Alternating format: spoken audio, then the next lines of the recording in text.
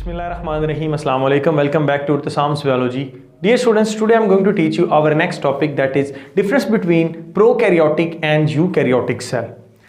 अब हम दोनों ये जो सेल हैं प्रोकैरियोटिक एंड यूकैरियोटिक सेल में जो मवाजना करेंगे, जो कंपैरिजन करेंगे, ये डिफरेंसेस जो हम अपने इस लेक्चर के अंदर डिस्कस करेंगे, ये फर्स्ट ईयर के अंदर एक इंपॉर्टेंट शॉर्ट क्वेश्चन के तौर पर भी आता है and as well as second year में भी ये क्वेश्चन जो है वो इंपॉर्टेंट है और ये इंट्री टेस्ट के पॉइंट ऑफ व्यू से बहुत ही ज़्यादा इंपॉर्टेंट है। और बेसिकली ये जो मैंने आज ये जो टॉपिक लिखा है इसमें मैंने फर्स्ट ईयर के सारे पॉइंट्स, सेकंड ईयर के सारे पॉइंट्स और जो भी इंट्री टेस्ट के पॉइंट ऑफ व्यू से इंपॉर्टेंट है या इंट्री टेस्ट में आए हैं इससे पहले एमसीक्यूज, वो सारे के सारे मैंने पॉइंट्स इस पूरे के पूरे लेक्चर के अंदर जो है वो डिस्कस कर दिए हैं। तो आज का ये जो लेक्चर है, ये जो बच्चा सुनेगा इसको राइट कर लें आप अपने रजिस्टर्स के ऊपर, या एंड पे मैं इसका जो है वो स्क्रीनशॉट जो है वो उसकी अलग से पिक्चर दे दूंगा इस पूरे व्हाइट बोर्ड की। आप ये डिफरेंसेस लिख लें क्योंकि ये डिफरेंसेस इनमें से ये मैं गारंटी के साथ कह सकता हूं कि 2 एमसीक्यूज इंट्री टेस्ट में जरूर आएंगे। ये बेशक आप लिख लें अपने रजिस्टर के ऊपर। इस वजह से ये पूरे का पूरा लेक्चर सुनिएगा और हर पॉइंट को आपने क्या करना है, राइट करते जाना है साथ साथ। हम स्टार्ट करते हैं। एक तरफ हमने कैरेक्टरिस्टिक्स लिख लिए हैं, इधर हमारे पास प्रोकैरियोटिक सेल है और इधर यूकैरियोटिक सेल है। प्रो मीन पहले, कैरी ऑन मीन या कैरियोटिक जो बेसिकली वर्ड है कैरी ऑन से निकला है, सो इट्स मीन न्यूक्लियस से पहले एवोल्यूशन हुई है। तो न्यूक्लियस से पहले जो सेल्स थे वो क्या थे, प्रोकैरियोटिक थे। और उसके बाद जब न्यूक्लियस डेवलप हुआ, न्यूक्लियस बना, जो आपके पास डबल मेम्ब्रेन ऑर्गेनेलिज या सिंगल मेम्ब्रेन ऑर्गेनेलिज है, मेम्ब्रेन बाउंडेड ऑर्गेनेलिज हैं, जब वो सेल के अंदर आई तो वो यूकैरियोटिक सेल बना। तो अब हमने इसको इंट्री टेस्ट के पॉइंट ऑफ व्यू से जो है वो अटेम्प्ट करना है पूरे का पूरा ये जो क्वेश्चन है, और साथ ही साथ हमारे बहुत सारे शॉर्ट क्वेश्चन जो है वो क्लियर होते जाएंगे। हम स्टार्ट करते हैं। Nucleus and membrane bounded organelles prokaryotes के अंदर नहीं होती, यूकैरियोट्स के अंदर ये ऑर्गेनेली प्रेजेंट होती हैं। अब उसके बाद हमारे पास नेक्स्ट आता है डीएनए। तो चूंकि लाइफ जो है उसकी जो यूनिट है या कोड ऑफ लाइफ जो है वो क्या है, बेसिकली डीएनए है। सेल है और सेल के अंदर क्या मौजूद होता है, डीएनए मौजूद होता है। विदाउट डीएनए जो है वो सेल अपना प्रॉपर फंक्शन परफॉर्म नहीं कर सकता। तो इस तरह से दोनों में डीएनए मौजूद है, लेकिन इनमें फर्क क्या है, इसमें जो डीएनए होता है वो आपके पास होता है सर्कुलर। इट्स मीन के जो प्रोकैरियोट्स हैं उनके अंदर डीएनए सर्कुलर है और जो यूकैरियोट है उनके अंदर डीएनए कैसा होता है, लीनियर होता है। अब डीएनए की लोकेशन किधर है, डीएनए पाया कहां पर गया है, इसमें चूंकि न्यूक्लियस नहीं होता तो डीएनए साइटोप्लाज्म के अंदर पाया जाता है। और वो जगह जिस पर प्रोकैरियोटिक सेल का डीएनए मौजूद होता है उसको न्यूक्लियाइड बोलते हैं। ये बात आप लिख लें साथ, न्यूक्लियाइड। हाँ, इसके अंदर कहां पर प्रेजेंट होता है, डीएनए न्यूक्लियस के अंदर प्रेजेंट होता है। इट्स मीन के प्रोटेक्टेड है बाय डबल मेम्ब्रेन। नेक्स्ट हमारा है क्रोमोसोम। जो प्रोकैरियोट्स हैं इसमें क्रोमोसोम्स मौजूद नहीं होते, सिंपल इस तरह से सर्कुलर डीएनए मौजूद होता है। लेकिन अगर हम बात करते हैं यूकैरियोट्स की तो इसके अंदर क्रोमोसोम मौजूद हैं, कंडेंस फॉर्म ऑफ डीएनए मौजूद है। सुपर कॉइलिंग होती है जब डीएनए की तो वो क्रोमोसोम की शक्ल में जाता है। अब कॉइलिंग के लिए जो प्रोटीन्स जरूरी होती हैं वो कौन सी हैं, that is called histone proteins. अब इसमें चूंकि क्रोमोसोम नहीं है तो हिस्टोन प्रोटीन भी नहीं होगी, क्योंकि डीएनए सिंपल सर्कुलर फॉर्म में उसकी कॉइलिंग नहीं हुई हुई, यहाँ पर कंस्ट्रिक्शन हुई हुई है, कॉइलिंग हुई हुई है, सुपर कॉइलिंग हुई हुई है। तो इसका मतलब है कि ये क्या होंगे, यहाँ पर हिस्टोन प्रोटीन प्रेजेंट होंगी। अब नेक्स्ट हमारा जो शॉर्ट क्वेश्चन है ये एमसीक्यूज है। हिस्टोन प्रोटीन जो है बेसिकली ये पॉजिटिवली चार्ज होती हैं, ये बात याद रख लें। तो इस वजह से ये डीएनए की सुपर कॉइलिंग करती हैं क्योंकि डीएनए के ऊपर नेगेटिव चार्ज होता है। फर्दर प्लाज्मिड की अगर बात की जाए तो यूकैरियोटिक सेल में प्लाज्मिड मौजूद नहीं होता, प्रोकैरियोटिक सेल में प्लाज्मिड मौजूद होता है।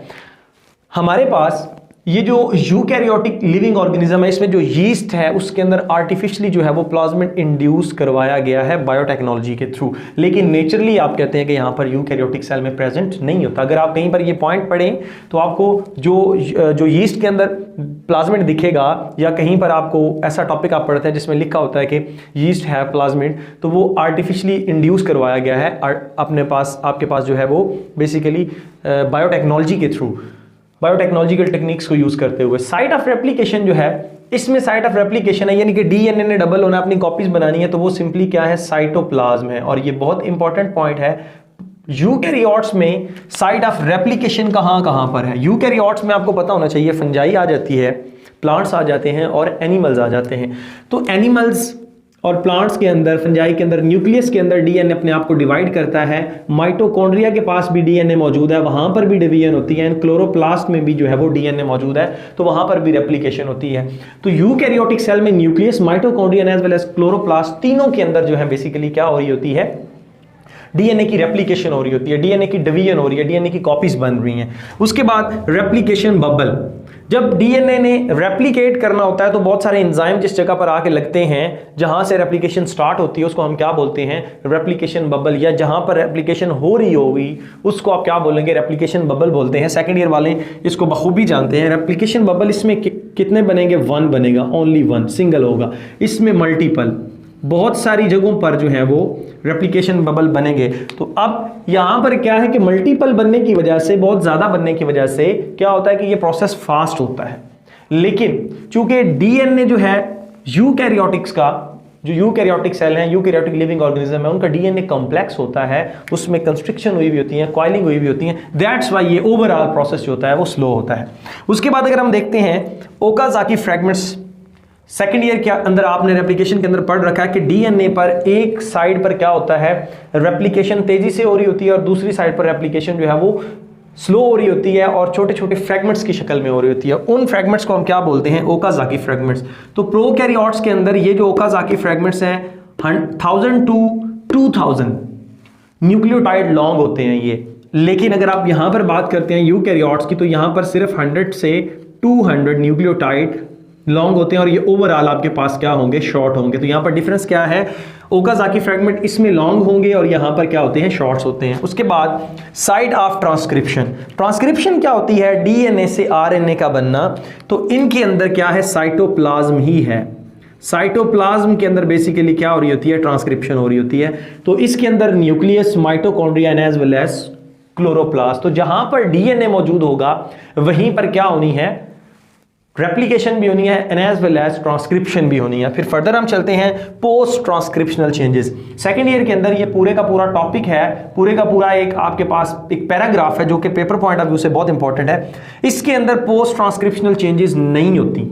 क्यों नहीं होती, क्योंकि इसका जो मैसेंजर आरएनए होता है या कोई भी आरएनए है वो बनता है, और वो बनता किधर है, साइटोप्लाज्म में। तो इसका मतलब है कि साइटोप्लाज्म में अब उसको कोई काटने वाले एंडोन्यूक्लियेजेस मौजूद नहीं है, वो सेफ है। लेकिन जब आप यूकैरियोट्स की बात करते हैं तो ये जो आरएनए होता है इसको आप क्या करते हैं, पोस्ट ट्रांसक्रिप्शनल चेंजेस करते हैं। कैसे कि जो इंट्रॉन्स होते हैं, जो नॉन कोडिंग होते हैं, इंट्रॉन्स को रिमूव किया जाता है, पहली बात ये है। दूसरा आपके पास यहां पर ये एक शॉर्ट क्वेश्चन भी आपका क्लियर हो रहा है। दूसरी बात ये है कि 7 मिथाइल गुआनोसिन जो है उसकी एक कैप बनाई जाती है ताकि एंडोन्यूक्लियेजेस जो है वो इस पर अटैक ना कर सकें, 5 प्राइम टू 5 प्राइम एंड। और दूसरी बात जो है वो क्या है, पोली ए टेल, इस पर पोली ए की जो है वो टेल लगा दी जाती है ताकि जो आपका आरएनए है, क्योंकि उसने न्यूक्लियस से निकलकर किधर आना है, बाहर आना है साइटोप्लाज्म पे या फिर एंडोप्लाज्मिक रेटिकुलम के पास आना है, तो उसके पास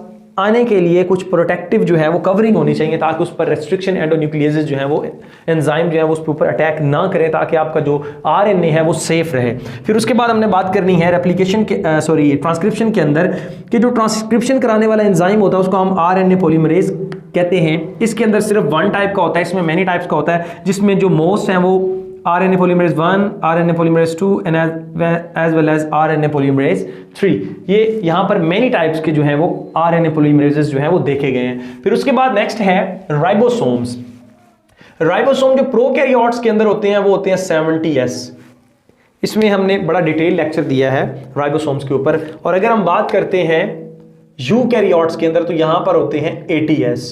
स्वेटबर्ग यूनिट्स हैं, ये बेसिकली डेंसिटी के ऊपर डिपेंड करते हुए, स्वेटबर्ग एक साइंटिस्ट था जिसने ये यूनिट्स जो थी इंट्रोड्यूस करवाई थी। नेक्स्ट सेंट्रियोल, प्रोकैरियोटिक्स के अंदर या प्रोकैरियोटिक सेल के अंदर सेंट्रियोल प्रेजेंट नहीं होते, यहाँ पर प्रेजेंट होते हैं। सेंट्रियोल जो है इनका काम क्या होता है, माइटोटिक अपरेटस बनवाना, स्पिंडल फाइबर को राइज करवाना। तो इट्स मीन कि यहाँ पर जब सेंट्रियोल ही नहीं है तो स्पिंडल फाइबर भी नहीं हो पाएंगे, यहाँ पर माइटोटिक अपरेटस बनेगा, स्पिंडल फाइबर बनेंगे। अब सेंट्रियोल जो है वो माइक्रोट्यूब्यूल्स से मिलकर बने हुए होते हैं। तो इसमें ये साइटोस्केलेटन भी नहीं बनाएंगे, यहाँ पर ये साइटोस्केलेटन भी बना रहे होते हैं। Cyto mean cell, skeleton mean ढांचा। इट्स मीन के सेल का ढांचा बनवाने में हेल्प करते हैं, सेल को सपोर्ट देने में हेल्प करते हैं, सेल की शेप को मेंटेन करने के लिए साइटोस्केलेटन जो है वो हेल्प कर रहा होता है। फ्लैजेला की अगर बात की जाए तो इसमें क्योंकि सेंट्रियोल प्रेजेंट नहीं है, माइक्रोट्यूब्यूल्स प्रेजेंट नहीं है, तो इसमें फ्लैजेला जो होगा वो एक खास किस्म की प्रोटीन होगी, उसका नाम होगा फ्लैजेलिन।